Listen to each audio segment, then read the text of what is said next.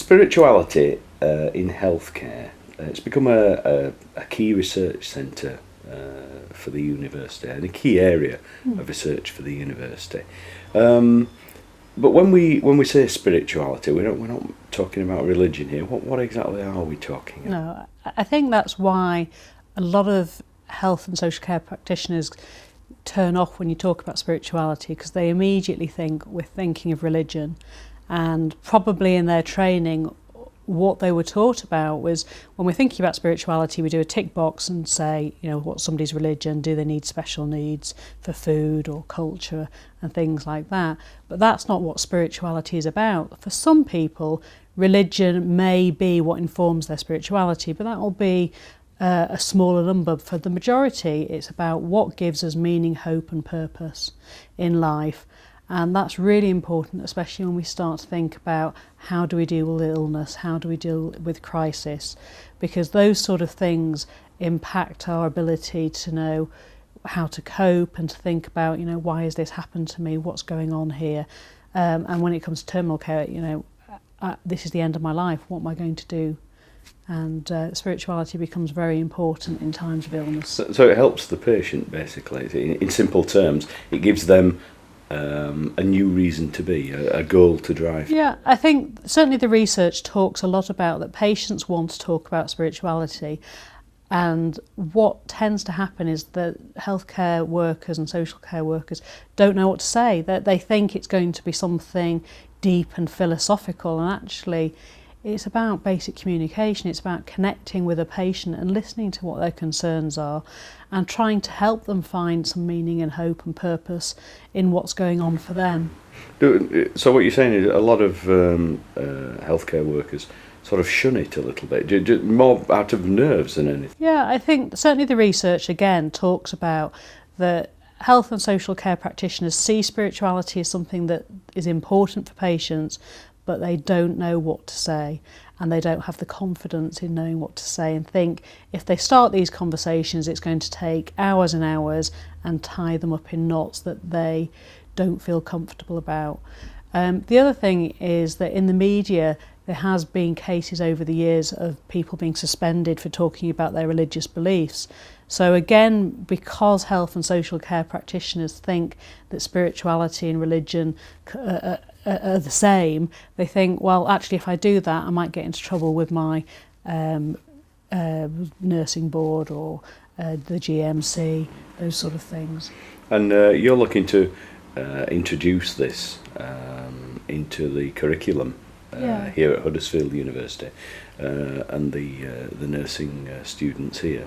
And it goes further than nursing students, doesn't it? Yeah, it goes much further, and it has been integrated into some curricula over the last 10 years, and certainly looking at the guidelines for nursing, occupational therapy, and some of the other allied health professions, it is in there, and it's certainly in the knowledge skills framework talks about addressing patients' spiritual needs.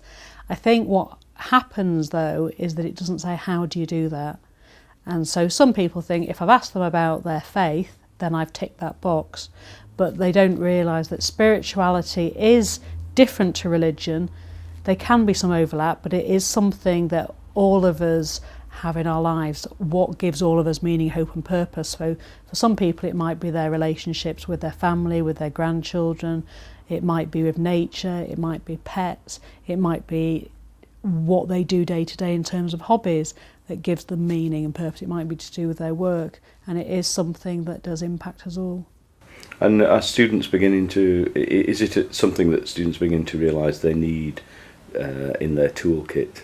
The sessions that I've done with students, the first question I get them to consider is what is spirituality, and we have a 10-15 minute debate on what it is, and then we talk about some of the definitions and maybe think about some of the case studies, and at the end of the session they always say, oh, that seems so much better, that's much more practical, I thought it was more complicated than that.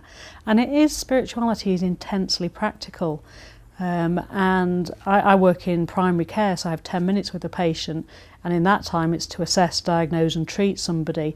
And if you think about spirituality, it's not something separate, it's throughout that consultation. It's how I welcome the patient, it's how I listen to them, how I connect with them and support them, especially in terms of difficult diagnosis, listening to what their concerns are and spending the time in what nursing we call presencing, so being fully there with my patient to support them in their journey, and that doesn't take hours and it's not rocket science. Because that's been a big argument in put to the healthcare, put to health workers basically, that care is not present anymore. Where does spirituality and care overlap, or is it the same thing?